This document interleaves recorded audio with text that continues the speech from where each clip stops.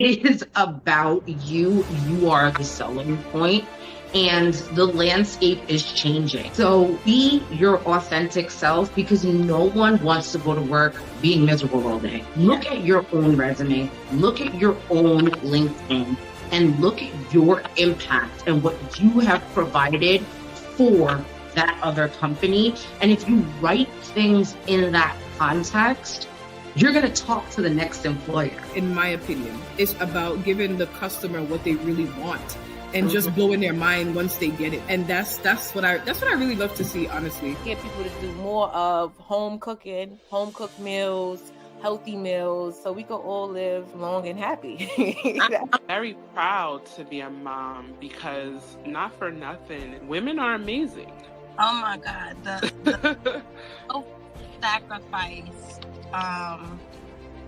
and how we make it look so easy. I was just telling Joanne before we got on the call, I said I had to run from my daughter's school. They had an Easter egg hunt. I said, all right, Mom, I gotta go to work. But you know, just as moms, we make it happen. You know, supernatural abilities. We are the example for them, you know, and I know that with them being a better version of us. You have to try. You never know how creative you are until you try. Because I didn't think I was creative. I found my creative side during a horrible time in my life.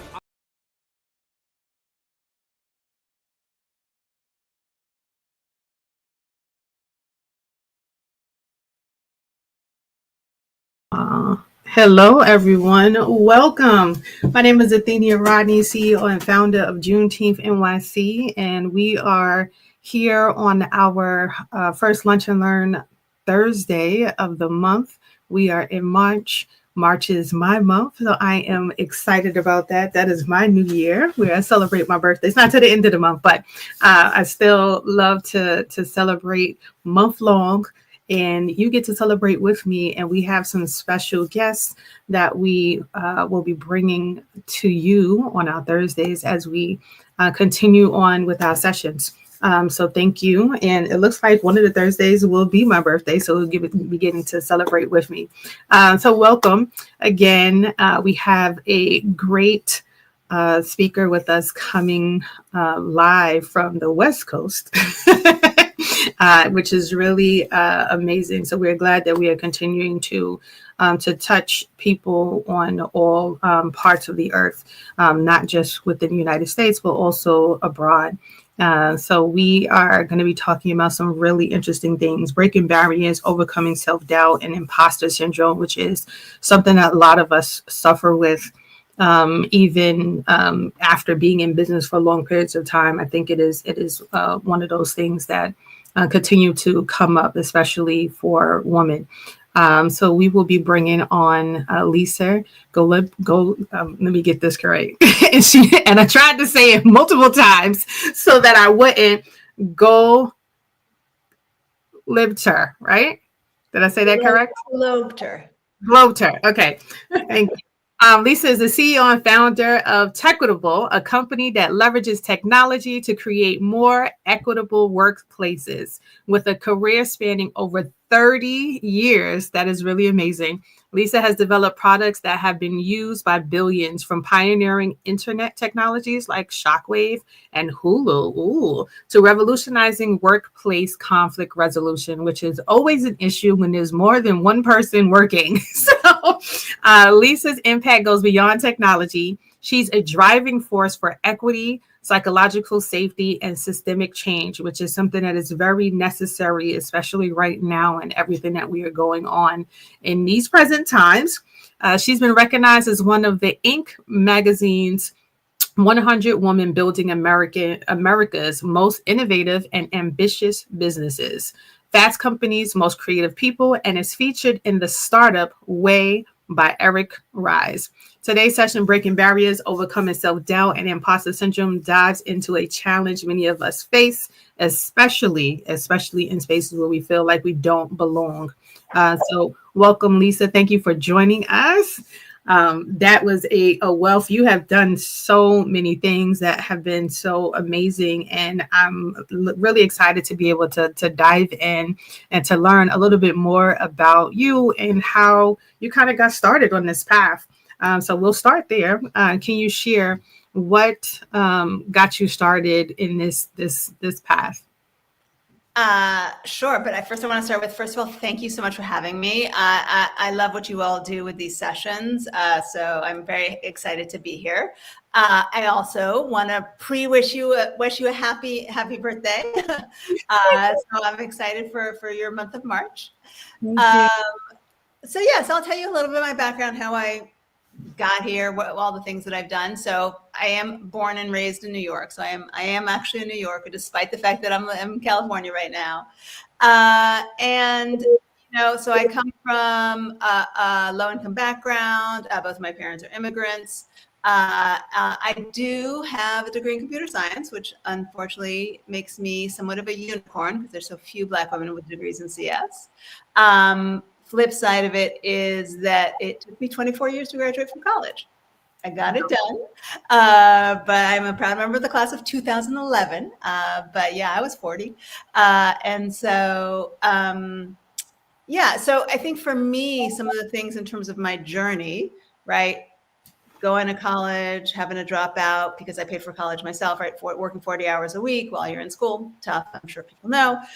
So that in itself was a journey, but people often ask me, why did I get into computer science and why are you passionate about computer science? And the fact of the matter is, kind of coming from my background and what I need to do to support my family, like I also needed a JLE, right? That's part of a big chunk of why I started doing what I do. I like computer science a lot. I really like all of my jobs, but those are some of the driving factors. And so when I left school, even without a college degree, but I was kind of 4 years in, I was making 2 times what both of my parents made combined. And so, right, so those are some of the factors, that go into it. And as you mentioned, right, I've been pretty fortunate to work on some transformative technologies, right, whether it was Shockwave, which made the web move in the 90s and really kind of introduced, worked really with early days consumer web, which was, again, I now say 30 plus, but I'm on the very plus side of 30. It's been a while. And I think another thing that you didn't, so you mentioned Hulu, so I helped launch Hulu, but I also ran digital for BET, Black Entertainment Television, for Viacom. Oh my gosh. So that was an amazing experience, and I'll talk a little bit more about it, especially as we talk about imposter syndrome. And then I also worked at the White House under President Obama, where I served as the Chief Digital Service Officer for the U.S. Department of Education. And then when I left the administration is when I founded TechWhipple, a venture-backed startup. And I think you may have mentioned I was one of the first 40 Black women to have raised over $1 million in venture funding, which again is incredibly sad. And so I think that's the kind of the bulk of my career, where I started, what the journey looked like, all the different pieces. And I think, I think there's one common thread. I mean, so for the first 20 years of my career, I was definitely at that intersection of media and technology, right? The advent of what media would look like in a tech platform. But there's a constant thread across all of them, which is the democratization of access, which is making societal level or systemic level change, right? So again, Shockwave went out to 1 billion people, and it made the web move, right? So it changed people's experience of the web. Hulu obviously has changed how people all over the globe interact with video and what their expectations are. Obviously, we tried to do some pretty groundbreaking stuff at BET as well. And then at the White House, one of the projects that I worked on was something called College Scorecard, which basically President Obama wanted to change the narrative, the conversation about how do you pick a school from, they have new buildings, to looking at metrics of access, affordability, and outcomes. And so we developed the College Scorecard in order to help people make informed college choices. And that project was, in just over 3 years, credited with improving college graduation rates in the U.S. by 1.5%. So that's the dream, right? How do you have that kind of significant impact at scale? And so that's what also led to the founding of Tequitable, right? That idea of being able to create a work culture and also help hopefully change the wealth gap, and really help people succeed and thrive in the workplace. So that is kind of the whole journey from success. You said a lot. So I took notes and I'm like, oh my gosh. So first of all, congratulations on just being achieved by your own standards. And I think a lot of times we don't pat ourselves on the back, or we don't say, great job to ourselves when we look back. And you just sharing your story almost brings tears to my eyes, because I'm like, wow, look, I too had a humble beginning. Where my parents were not very well-to-do, and going to college did afford me to come back and be able to be making more money than them. I know this is a little bit off topic, but I think it warrants even sharing. Tell me, what was your experience like, and how, if any, did you encourage your family members from that point when you did find out that this was a realization of yours? Which part?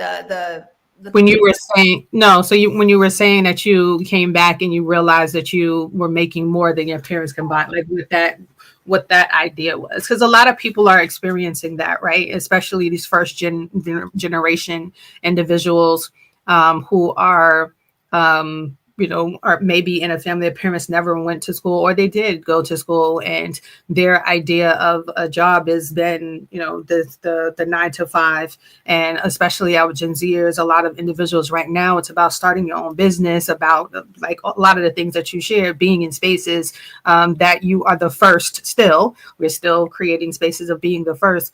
So what was that experience like for you? Yeah. So there's two-part answer to that.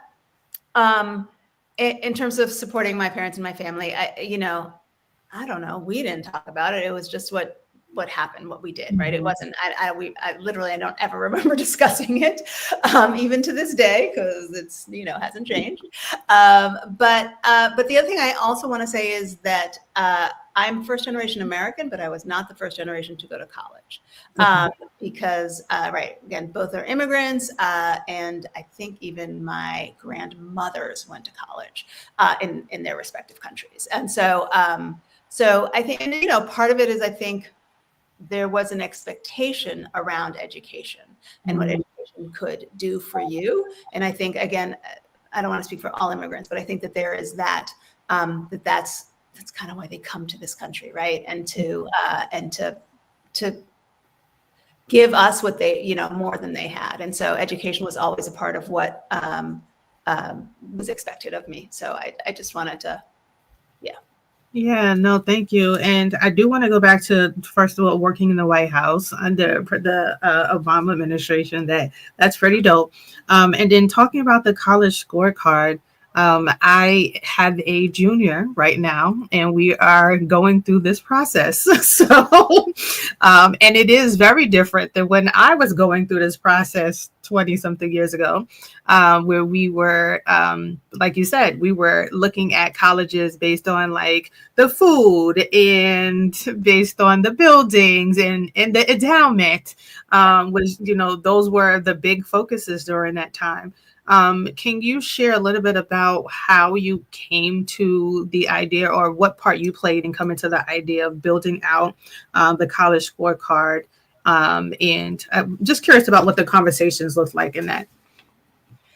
The conversations were very entertaining. So Sure. I joined the administration in April of 2015, on April 6th. Apparently on April 2nd, the Secretary of Ed and the administrator of the U.S. Digital Service, I was kind of part of both of those organizations, had met with President Obama, and he was like, last August, I think he'd made a promise around this kind of new mentality and a new way to approach selecting schools. And he was like, what's happening with that? And apparently Arnie Duncan and Mikey Dickerson were like, oh, don't worry about it. Lisa's starting next week. She'll figure it out. So no pressure. And then apparently President Obama got out a piece of paper and started like drawing what the website should look like. And I was like, I don't know how, designer in chief became one of his roles. I mean, he was brilliant, or is brilliant, obviously. But that was actually another thing. And this is kind of as a technologist, one of the things that you learn that you need to do is really is kind of question everything, really understand the why behind what you're doing. And so rather than kind of take that lead and say, oh, well, this is what President Obama said for you to do, I really took a step back and said, well, hold on, what is it we're trying to achieve? And we went out and we did user research. We talked to students, we talked to school counselors, we talked to parents, we talked to younger students and older students, right? Because half of the students in the U.S. are over 24. And so kind of looking at all that and then coming back and deciding what it was that we needed to build. So that actually, I think, is a pretty different approach than typically when you think about hierarchy.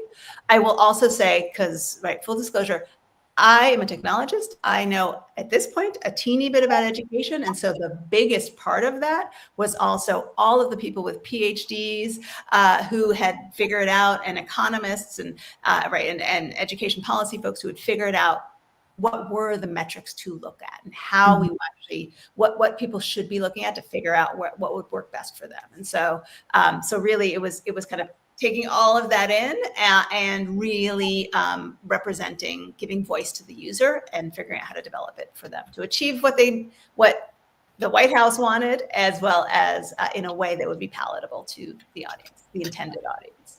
Wow. Well, that is really amazing. And just to have the opportunity to be in that space and at such a pivotal time was, yeah. And then to make some really radical changes to help our kids that will help and continue to help our children to make informed decisions, I think is really great. So I'm going to jump into our question of the day that a lot of people are, I'm sure, wondering. Can you share a time when you personally struggled with the imposter syndrome? And I guess I'll back up before that. What is your version? What is your idea of what the imposter syndrome is? Yeah. I mean, it's self-doubt when self-doubt isn't appropriate. I mean, I think that's kind of the short end of it.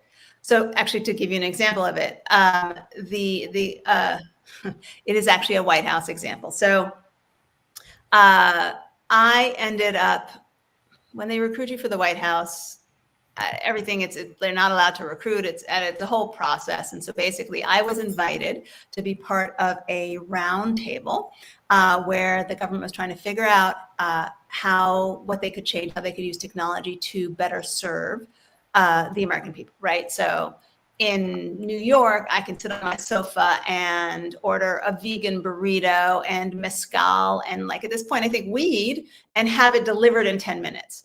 If I want SNAP benefits or food stamps, I have to go into an office. It takes months. I have to bring this kind of proof. Like, it's just it can be really overwhelming, and not to mention what happens with veterans VA benefits. Like, just so much of the stuff that you have to do. I mean, there's a refugee status. So the U.S. Digital Service worked in kind of all of these different areas. And so anyway, so that was the intent. So I was invited to a roundtable to discuss how the government could improve its services using technology. And so we walk into the room. And it's the Roosevelt Room, which is directly across. It's basically the conference room for the White House. I mean, for the Oval Office, which I didn't know. I didn't know anything about government. And, like, the only reason I knew the West Wing was in the White House was because of the TV show. So walk in, we have to put all of our devices outside, leave them outside. And so we walk in, and so we're sitting at this oval table. And I think there's 12 of us. There's the Chief Technology Officer of the U.S., the Chief Information Officer of the U.S., and the Deputy Administrator for OMB, for the Office of Management and Budget, which basically controls the entire government's purse strings. And then 12 kind of invitees. And we all had these little, paper placards, which I, for the record, still have mine, which had our name and then the company we worked at or came from. And it was all technologists, right? So it was people from, I think, Google, from Red Hat, right? It was hardware, it was, operating systems. And then mine said BET Networks. And I was like, oh, that's adorable. But that was very much a case of like, holy cow, look at all these other real technologists. And so that was definitely a moment of imposter syndrome. And I will also say that, so afterwards, somebody from the administration took me aside and they were like, well, are you going to do it? I think you should. And I was like, I think when the president of the United States asks you to do something, the only answer is yes, sir. And so there's a little bit of the like, I'm not 100% sure I overcame imposter syndrome to do it, but I was asked and therefore I was going to serve, right? So my hand was forced a little bit not into serving, but into kind of like getting over myself and figuring out that like, I could probably do the job. Not just that, but actually, so that was in August of 2014. I served for 2 years. And it turns out at the end of the day, so I think I was one of 2 people in that room who ended up, I think everybody joined except for the one Canadian because you had to be a US citizen. Everybody joined, but I was one of 2 people who actually became one of the leaders in the organization. So this, again, going back to being the Chief Digital Service Officer. And also, I don't want to say I was one of the most successful, at least. So we had different teams at the Department of Defense, at VA, at Health and Human Services, so kind of all state, all over the place.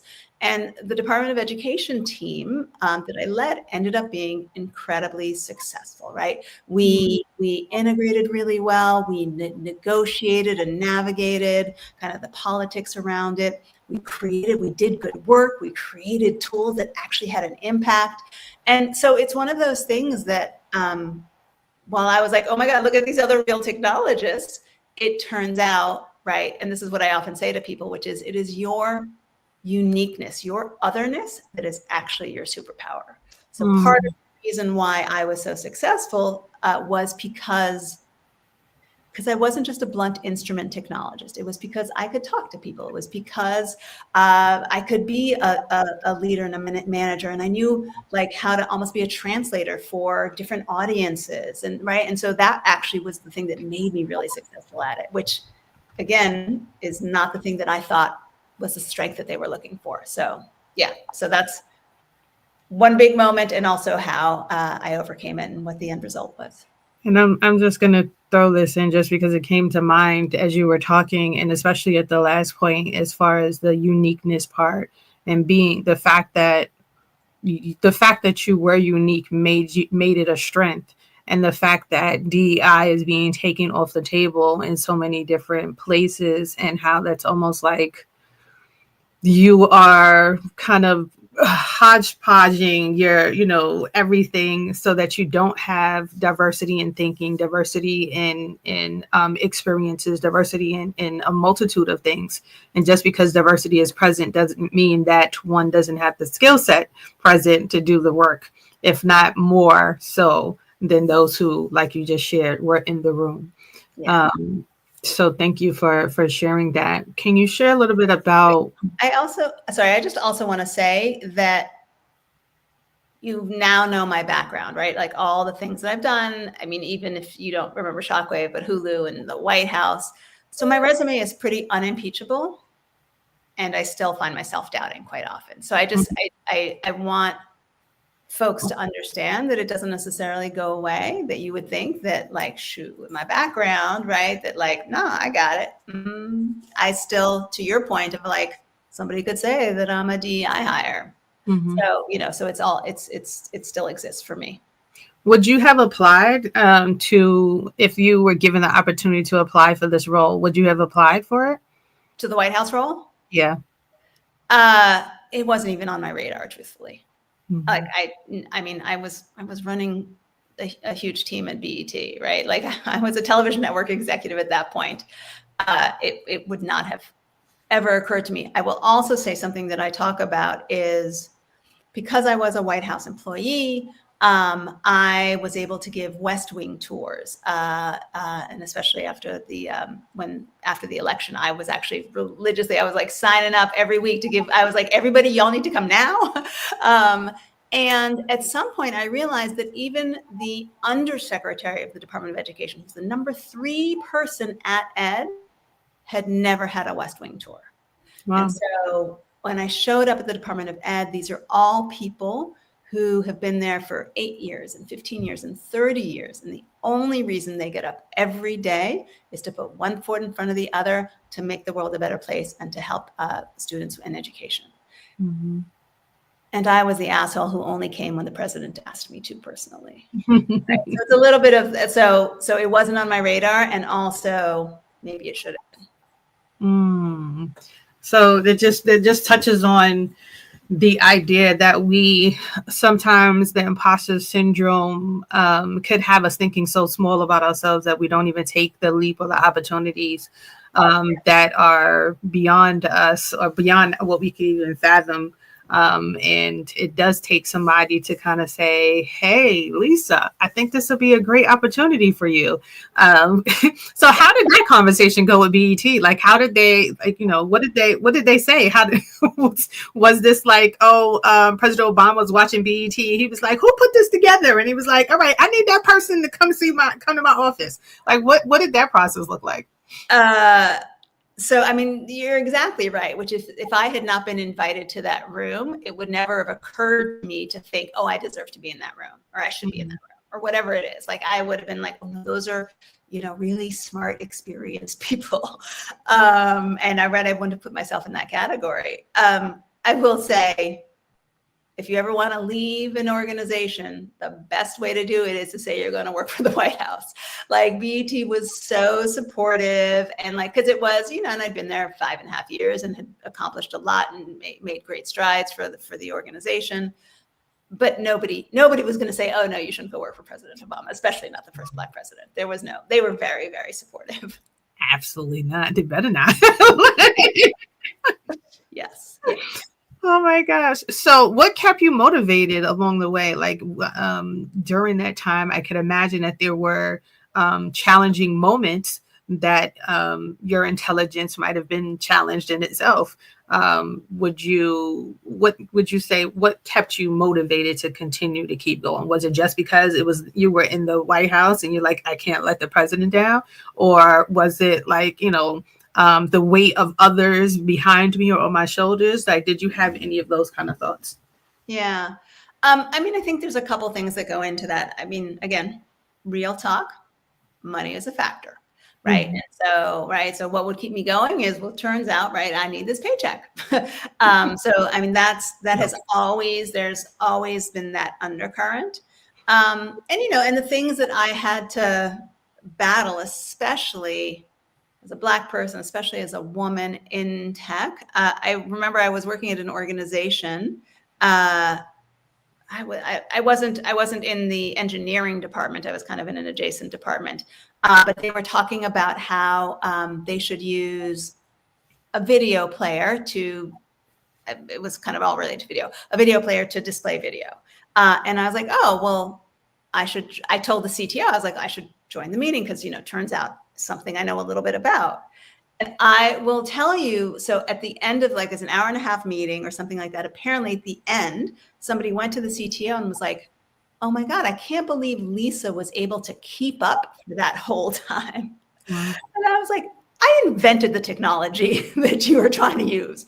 What are you talking about? But that's exactly, you know, what you get, and that kind of that self-doubt and other people doubting you starts to weigh on you.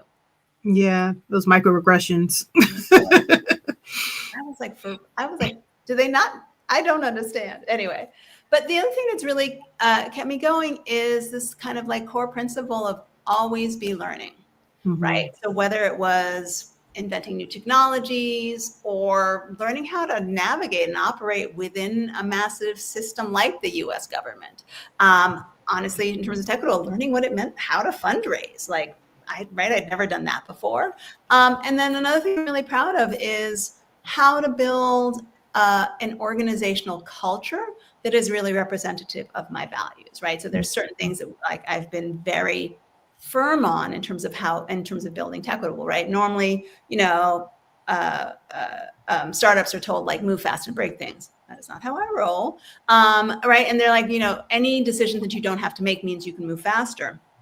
But for me, right, it was, right, we needed a lawyer to help with some of the incorporation stuff. And I was like, I'm gonna find a Black lawyer. It was harder. It was much harder for me to find a Black lawyer than I could have taken any of the like normal startup lawyers. And nobody actually even was able to refer me to a Black lawyer. Like it took some energy and some effort. We also have, we have a transparency model in terms of compensation. And so it's no negotiation because, the folks who end up suffering when there is negotiation are women and folks of color. And so again, we have, we like figure out what your level is in your role and that's what you get paid. And so I think, I'm sure every single person who has worked at Techquitable has been paid more at Techquitable than they have. And we are a tiny startup. But we're also all Black and brown. But it's, our lead engineer, had been working in the industry, I don't know, for 15 or 20 years. And I was like, what do you mean nobody's paying you your worth? Like it just, and so building a culture that looks like that, where we build each other up, that we work collaboratively, not competitively, like just all of these things. And also figuring out how to do that and navigate your way. I think those are the things that keep driving me about like, well, what's important to me, and then learning the skills to do that.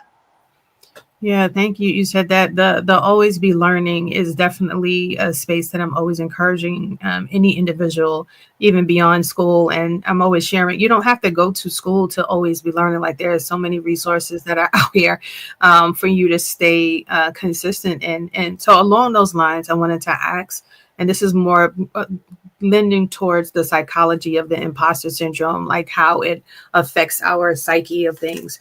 Why do you think this happens? How can we begin to unlearn some of the feelings of self-doubt that we have when, as a person of color, as a woman, when we are in these spaces? Yeah.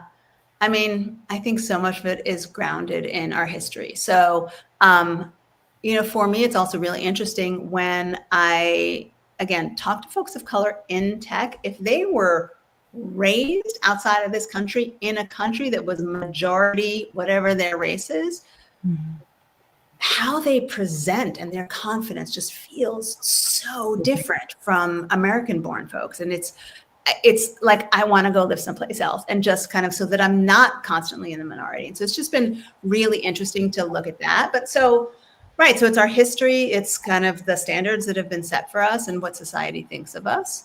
And then, we also hold ourselves to a different standard, right? You got to work twice as hard to get half as far. So in college, because it took me so long to graduate, there's probably more than 10 years worth of computer science graduates that I knew. And every single one that I spoke to who was either a woman or a person of color or Black or Latino, or Latinx, they were like, ooh, I don't know if I belong here. I'm not like the others. I'm not sure I'm good enough. All of those things. And but for the record, we were all the top performers in the various classes in the programs. And so, so even though we were self-doubt, like the only people that survived were the people who were the number ones. And so just kind of thinking about that, I think is really important. Another thing, and this kind of ties in to the psychology of it and kind of hopefully the end result, which is so specifically around gender. So there's all kinds of research that shows that that men will apply for a job if they feel like they have 3 to 4 out of the 10 requirements. A woman will only apply if she feels like she's got 7 or 8. And generally, basically, men get rewarded for confidence and women get rewarded for competence. And so figuring out how to navigate that, and what I always say is, you just got to learn to have the confidence of a mediocre white man. Like it's just, And the trick about it is it's not like they have all the answers. They don't. What they have is the confidence in themselves that if a situation arises, they'll figure it out. And so like the number of especially Black women who are like, I need to get my master's. I need to take a course in this. I need to study this. I need to basically have perfection before I even get into the job. And like changing that narrative of like, no, you'll be able to figure it out, right? There's no reason why you wouldn't. You actually have, right? You have the experience. You've come so far. You just need to believe in yourself that you can do it. You don't have to have proven yourself already in this exact area. So I think that's a big component. I have a couple more. I also think we need to start to reframe failure. I think like I don't use the word failed with employees. For us, it's really it's a learning opportunity. It is literally if something goes wrong, it's not why did that not work? It's what have we learned? What are we going to do differently next time? How can we improve on it? Right? Like that changing, reframing what it means, not from failure, but to learning again. And like, it's actually, it's a really positive thing. Yeah, I really like that. And that's definitely something that I'm constantly sharing as I do coaching with a lot of businesses that are starting up. I'm like, it's okay to fail. Like you will fail forward. Like a failure is not what you think it is. Your business is not a success unless you failed. Like I always say, back in the days, I'm like, oh, how do you know this is your best friend? And they'd be like, oh, because we love the same things. We this, we that. I'm like, have you ever gotten into a fight?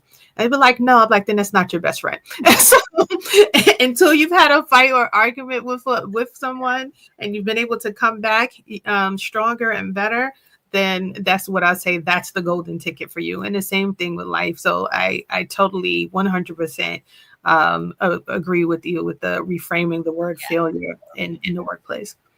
I want to add one more thing. Actually, it comes back to something that you said in the introduction, which is also we are so hard on ourselves. And the bar that we set for ourselves is so high, right? Same thing when I talk about the computer science folks. They're like, well, but, you know, I need to be this in order to even have a chance at being successful. Mm-hmm. And the thing about it is that we kind of zero in on our mistakes, on our failures, on the things that have let us down, and we don't celebrate the wins, right? Like that's just, well, of course we should be able to do that. Well, of course that happened, as opposed to actually really kind of living in like, you got to give yourself some pats on the back. If you're going to talk about the stuff you haven't done well, you have to really also focus on the things that you do well.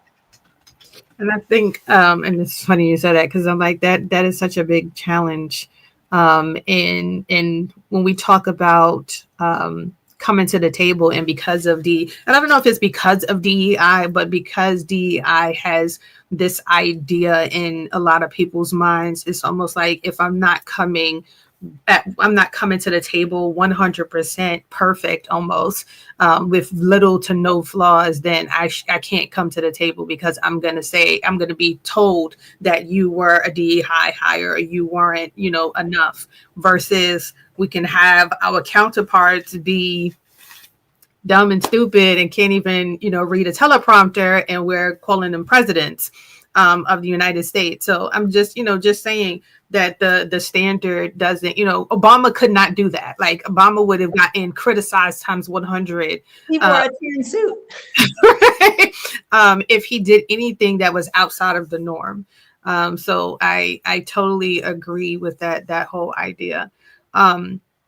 Just switching gears just a little bit to kind of get some advice to some of our individuals who may have experienced or been in these kind of spaces. What advice do you have for those who feel like they don't fit in or belong in different industries, especially since the industry that you're in is such a heavily male-dominated industry?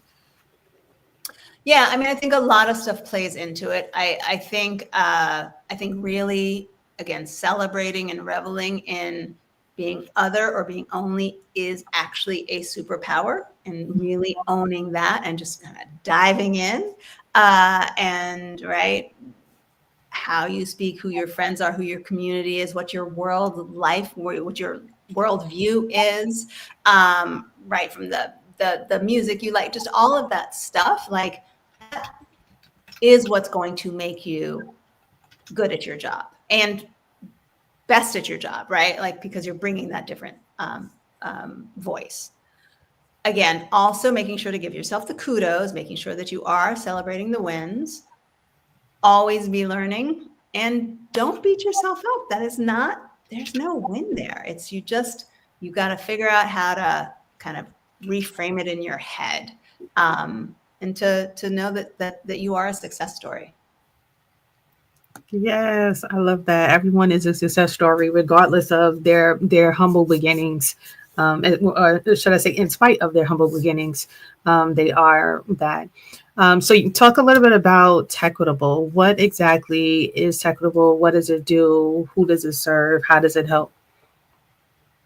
I am happy to do that. Let me circle back and just give one actually probably concrete, like actionable thing that folks can do. And I actually advise and coach this a lot, which is basically on a weekly basis, create an accomplishment list. Mm-hmm. And I do it. I mean, honestly, I do it also because if it doesn't get written down, it doesn't get done. But the idea, and again, it's not a project list. It's not a task list. It's not here are all my to-dos. It's what have you accomplished, mm-hmm. Right? And so I think you should do that for yourself on a weekly basis. One, because then it's written down in black and white and you can see it and you can and it reinforces, you're not inventing it. You didn't make it up in your head. You can go back week over week over week and be like, oh, look at everything I did. And then, I mean, not to mention, it also helps when you're doing performance reviews and your self-evaluation, like you can really, you won't forget stuff.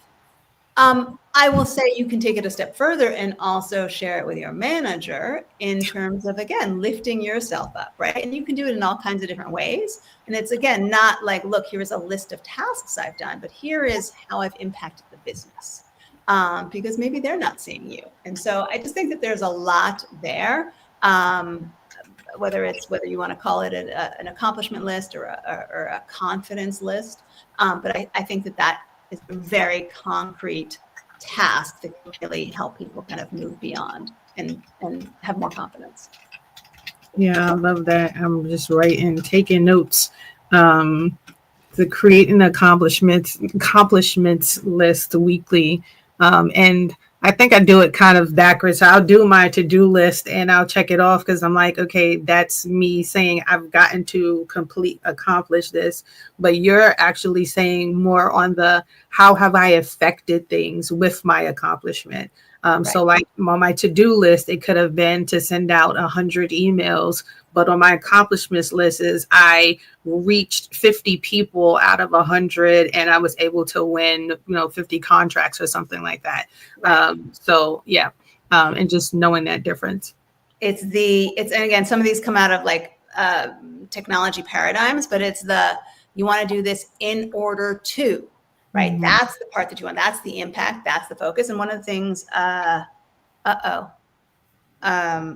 you want to measure outcomes, not outputs.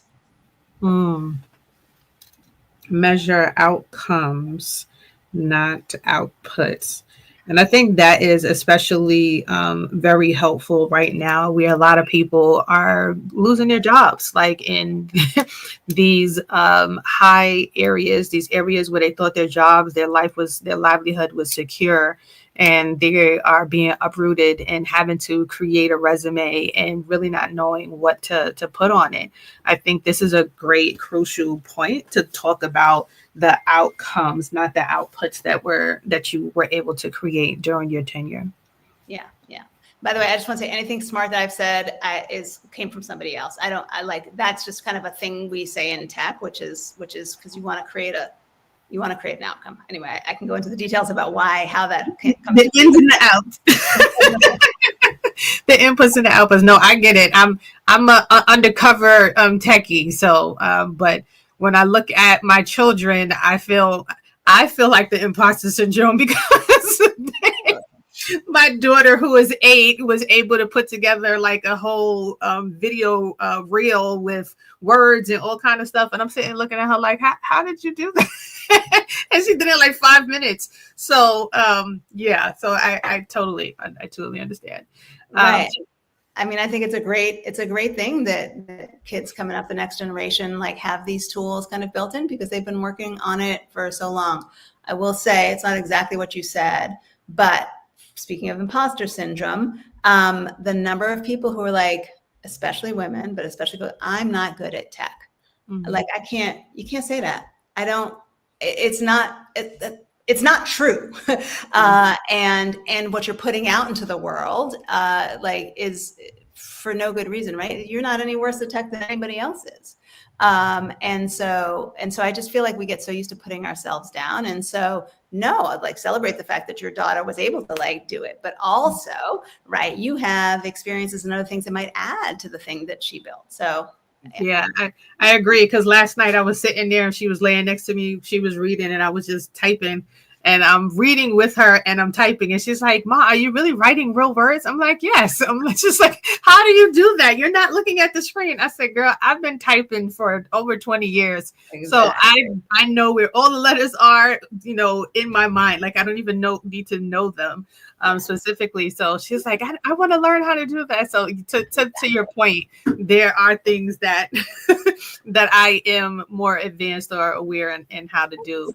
While still learning. So there is a space and always knowing and always, having that communication with some of the younger people. And I think that also creates a form of imposter syndrome because we have these younger people coming into the market now as a lot of that poses a challenge. But that then goes back to what you shared before about that always stay learned, like that you're constantly learning what the new technology and being aware of what's coming out and what's happening around you so that you can stay abreast and you can stay on par. Totally. Yes. So talk to us about Techquitable. Yeah. So Techquitable basically was named that way because we're using technology to make workplaces more equitable. Our mission is to help organizations create work culture that's going to work for everyone, right? So for example, if my boss makes a sexist crack or tries to touch my hair, or even like writes like a rude note to me in the group Slack, right? That's not the totality of who they are. I'm actually never going to go to HR for that, right? Because that feels like the nuclear option. I'm not trying to get them fired, but I would like the behaviors to stop. Mm-hmm. Flip side of it is if I feel like there is behavior that needs to be investigated, right? Then I do want the company to take immediate action. And so what Techquitable tries to do is help the employee in either of those situations figure out what their next step should be and how they move forward. Simultaneously, oftentimes companies don't have a great sense for what's happening on the ground day to day. And so we provide data and insights back to them. So basically how we operate is twofold. We provide a sounding board where employees can come, get advice, explore their options, figure out what their next steps should be. While they're doing that, we collect data that we anonymize and aggregate. We use that to identify systemic issues within an organization's culture, create a report for the management team with actionable recommendations, right? So for us, it's really important that we work on both sides of the equation because we want to empower and support employees. But we also really want to help companies get in front of and address the issues before they escalate, right? Create this virtuous cycle. Because again, the thing that I'm striving for is making systemic change. So now, do you do trainings on the flip end? So with the suggestions that you offer, are you also doing workshops and trainings with the staff, or do you have a partner that takes care of that next step? Yes, we often get asked. So obviously for the employees themselves, we almost think of ourselves as interpersonal conflict coaches, right? My boss screamed at me in a meeting in front of the team that I'm supposed to be leading and completely undermined my leadership, right? It's just all of those. I got a coworker who's always taking credit for my work, right? It spans the gamut in terms of I have a coworker, one that came in last week I have a coworker who I think she's from a different generation and she doesn't know that when she's on the phone constantly in a meeting, it's rude. How do I tell her that? Right. So it's just all of this stuff. And so I forgot the question. No, no, that's fine. I was just talking about, do you do workshops for the suggestions that you make? Right. So for employees, we do this coaching kind of real time, just in time, whatever's happening, either through the platform or by talking to somebody. Again, and we have content people can self-serve. And then on the flip side, we do a lot of research. Again, we're talking to all manner of organizations of sizes and industries. And so we are bringing a lot of expertise to the table. I am trying to keep Techquitable as a software company, as a product company. And so oftentimes we will get asked to do training. And basically I got a book of people that I'm like, you know what, this is what they do for a living. We could, but I would rather us focus on creating product. And I love that you said that too, Lisa, because part of the imposter syndrome also for me is feeling like you have to be Superwoman, you have to be the hero for every area. I know that is something that I have struggled with and continue to like, all right, I'm going to take this off my plate and I'm going to push this to this person or this situation. So I applaud you for even having that and putting that in place to pass it along to someone else. Yeah, I appreciate that. I thank you for saying it because I hadn't really thought about that way, but you're right. It's that idea of like me figuring out what we want the priority to be and then sticking to that. So definitely. I want to talk a little bit about the roles of the community and mentorship that you have been involved in or engaged in. Who were some of the mentors or role models that helped you along your journey? Yeah, I get asked this a lot. I was really at the cusp of kind of a new technology and a new framework for everything. Like I'm basically consumer internet. So there was nobody in front of me or ahead of me. And so I've actually never had mentors. But what I have had is I have friends who have believed in me more than I have believed in myself, who have pushed me forward, who have put me up for jobs, who have told me I should go do a thing. And so again, you don't have, I know a lot of people look for mentors or sponsors, or they have to get like somebody who's super knowledgeable. And this kind of goes back to like building a support network, building community of people who will lift you up, I think is the most critical thing. I don't think you need somebody who you deem is more powerful. I like that. Now, are there lateral relationships or organizations that you might have been a part of outside of just immediate friends that you have used to support you in your upward movement? I mean, so I was part of NSBE, right, National Society of Black Engineers. I was part of SWE, Society of Women Engineers. Like, I mean, there's all of those things, but those are very, I don't know, the associations are very kind of supportive I don't want to say in the abstract, but for a kind of a traditional model. And there's great stuff that comes from them and meeting people. So today's there's what's it called?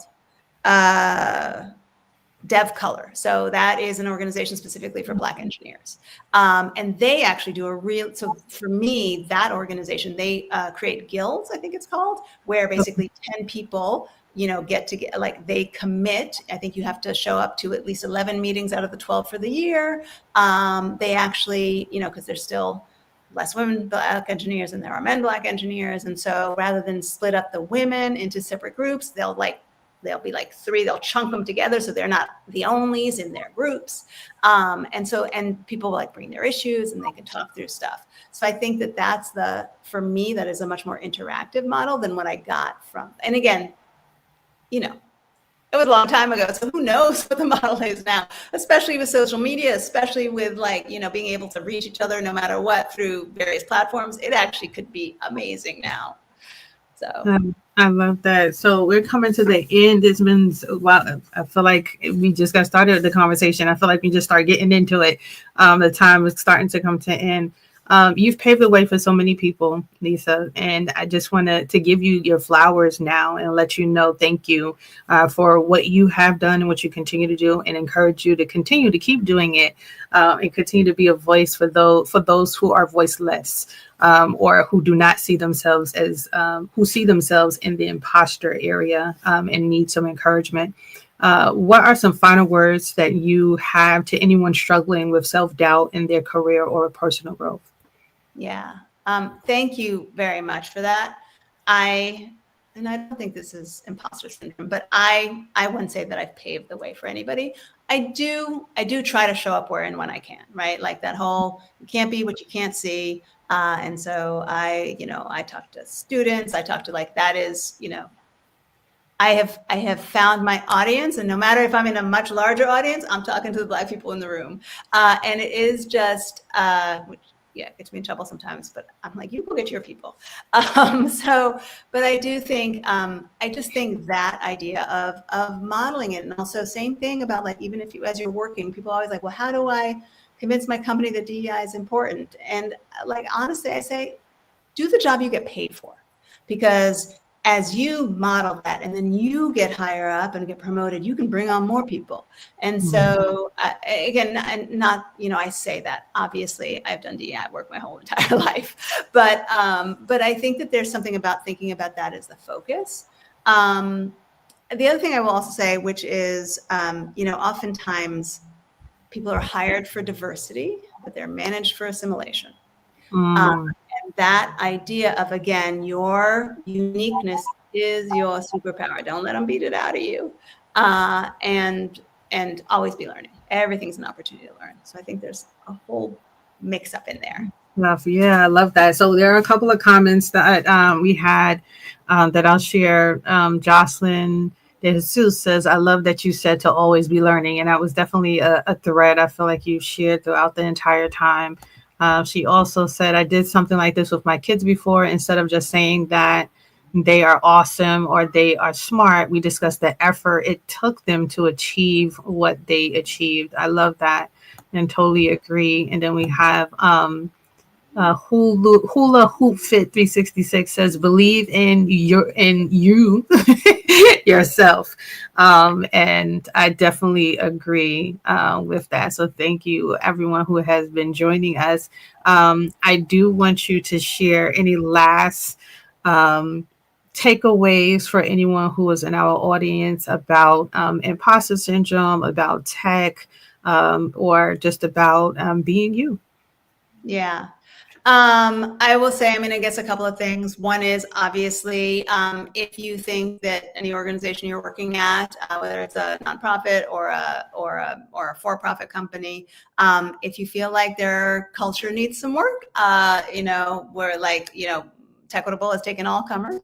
And I think that's the focus of how do you make it right for you, right? And so it's not, you're not broken, it's their systems that are broken, right? So, when people say oh, I'm not going to lower the bar, right, to let somebody Black in. Well, the question is, why are your systems not getting us there, right? So what's they say?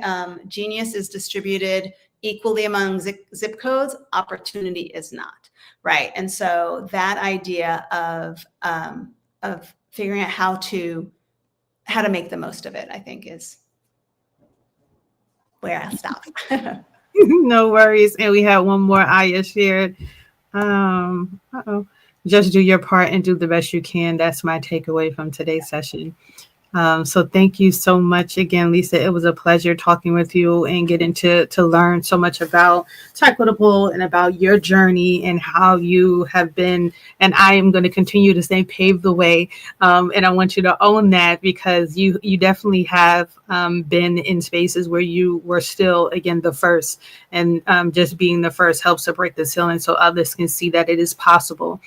So thank you again for that. And I look forward to having you back with us and learning more about what you have going on. I hope those who have joined us felt this was very rich and that there were some takeaways that you could use and apply to your life, to your own business, to or working for a company. And we didn't really touch on this, but working, being the same issue of the not believing that you have it, or the imposter syndrome as a business owner is also very present. So, not just working for someone, but also being the leader of a bunch of people and having to, to show up every day, and not sometimes feeling like you got it all together. So thank you again. I appreciate you.